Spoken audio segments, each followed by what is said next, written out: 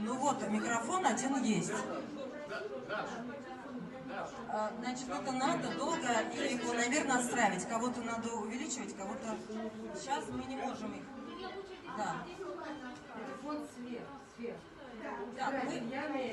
Очень приятно. Вы все-таки не первые или не первые?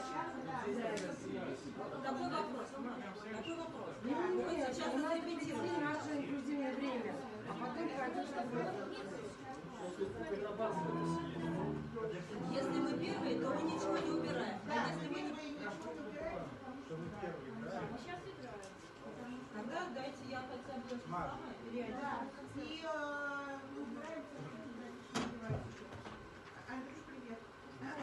Саша, я взяла зум для записи звука.